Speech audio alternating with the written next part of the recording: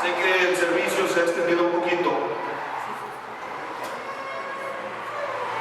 pero le voy a invitar a que abra su Biblia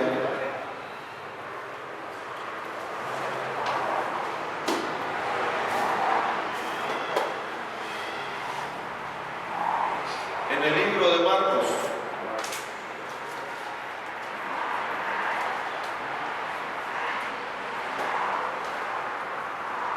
Libro de Marcos, capítulo 10, versículo 43.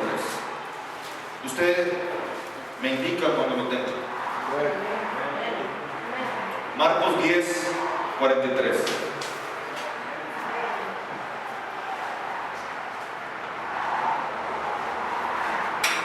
Dice la palabra del Señor: pero no será así entre vosotros, sino que el que quiera hacerse grande entre vosotros será vuestro servidor. Una vez más vamos a leerlo juntos en voz alta. Pero no será así entre vosotros, sino que el que quiera hacerse grande entre vosotros será vuestro servidor. Padre Celestial, esta tarde, Señor, te adoramos, bendecimos tu nombre, Señor. No hay nadie que se te compare. Jesucristo, hemos venido, Señor, a adorarte, a recibir, Señor, también de ti. Padre, esta tarde, Señor, hemos adorado, hemos entonado alabanzas, hemos, Señor, traído un corazón sincero delante de ti, Señor. Pero también, Señor, anhelamos escuchar tu voz. Anhelamos, Señor, recibir tu instrucción. Anhelamos, Señor, ser ministrados por tu palabra. Habla, Señor, a la vida de tu pueblo. Ministra, Señor, a tu iglesia. Ministra, Señor, a tus hijos. Señor, quita toda carga. Quita, Señor, toda dolencia. Quita toda enfermedad. Quita todo desánimo. Quita, Señor, todo lo que estorba, todo lo contrario. En el nombre de Jesús, Señor, lo echamos fuera. Y creemos firmemente, Señor, que así como tú lo hiciste en tu ministerio, Jesucristo, aquí en la tierra, lo sigues haciendo y lo seguirás haciendo hasta el fin de los tiempos, Señor, ministrando a tu pueblo, llamándole, Señor, a una vida victoriosa. En el nombre de tu Hijo Jesucristo te adoramos y te bendecimos, Señor, por siempre. Amén. Amén. El título de esta reflexión, hermanos, lo considero como el verdadero valor del servicio. Hemos hablado acerca de la importancia de las obras. Cuando hablábamos hace tiempo, ese sermón que hablábamos acerca de la salvación no por obras, podríamos reflexionar que la salvación no es algo que condicione, mejor dicho, las obras no es algo que condicione nuestra salvación. Nosotros somos salvos por fe. Y cuando decimos que somos salvos por fe es que creemos que recibiremos la entrada al cielo de una manera directa, porque hemos vivido para Dios. Amén. ¿Cuántos salvos hay aquí? ¿Alguien se lo garantizó? Solamente la muerte de Jesucristo y una vida de fe. Ya tiene un pie adentro. Pues no que digamos, ¿verdad? Porque no es seguro. Tenemos que mantenernos constantes en la vida cristiana siendo fieles. Pero cuando hablábamos de las obras, no tenemos que dar una limosna, no tenemos que dar algo especial, no tenemos que entregar algo para ser salvos, sino tenemos que recibir el perdón de Dios y reconocerlo como nuestro Señor y Salvador. No obstante, el hecho de recibir a Jesucristo como nuestro Salvador debe traer por consecuencia obras de fe, obras de bendición para lo que nos rodea. Bien diría la Escritura, la fe sin obras, en Hebreos capítulo 11, versículo 1, es que muerta. Es decir, que cuando nosotros decimos tener fe en Dios, no solamente debe ser de labios, sino que nuestra fe debe ser expresada con nuestro accionar, con nuestra vida cotidiana. Y cuando me gusta decir la palabra fe, pienso en dos aspectos, en un término ambivalente, en un término que se refiere a dos cosas distintas. En primer lugar, la fe es lo que creemos, lo que ha nacido por parte de la palabra y la manifestación de Dios en nuestra vida. Pero también la fe, hablando del aspecto de lo que profesamos. Y cuando hablamos de profesar, no es de hablar, sino de vivir y hablar en eso.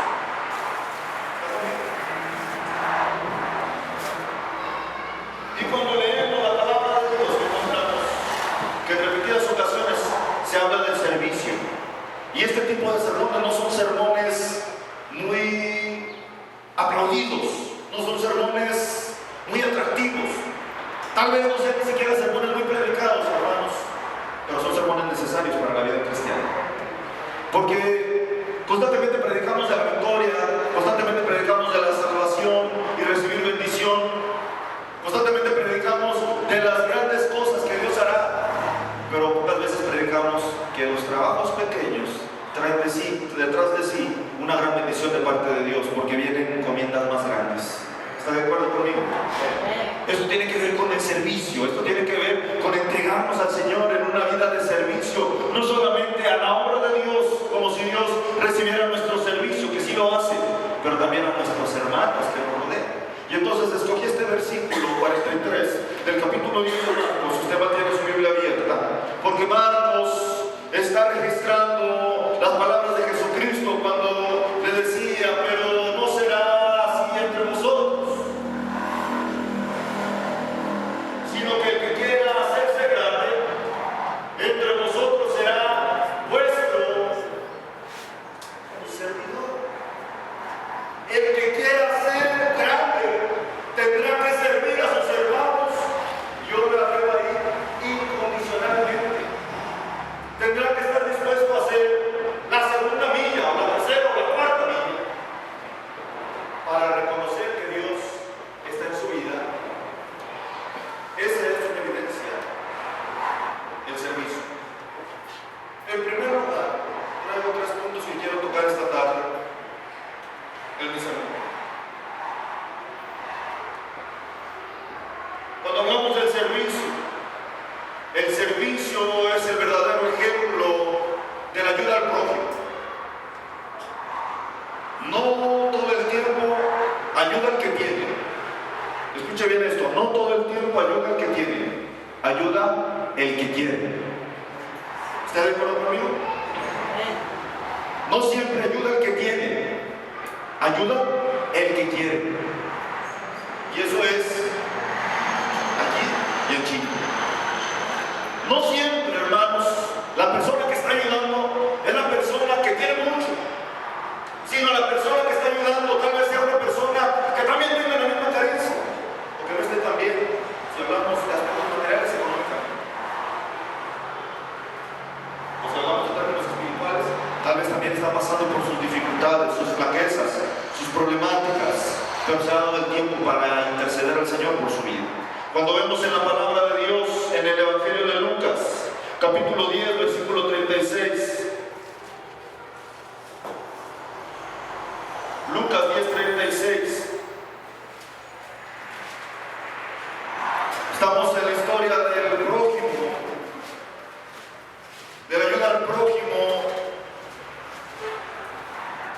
Y entonces dice el capítulo 10, versículo 36 de Lucas, una pregunta: ¿quién pues de estos 3 te parece que fue el prójimo del que cayó en manos de los ladrones? Versículo 37. Y él dijo: el que usó de misericordia con él. Entonces Jesús le dijo: ve y haz tú lo mismo. Hablando Jesús la historia del buen samaritano, hablaba la palabra de 3 personas que se habían encontrado con este que había caído en las manos de los ladrones. Y ese es el primer punto de mi sermón. No siempre el que tiene es el que ayuda, es el que está dispuesto.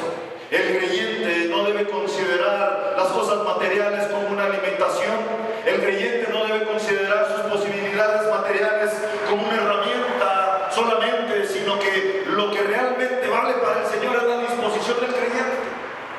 Cuando uno se dedica realmente a servir al Señor y considera el llamado de Dios para nuestra vida, porque yo creo que todos aquí tenemos llamado, ¿está de acuerdo conmigo?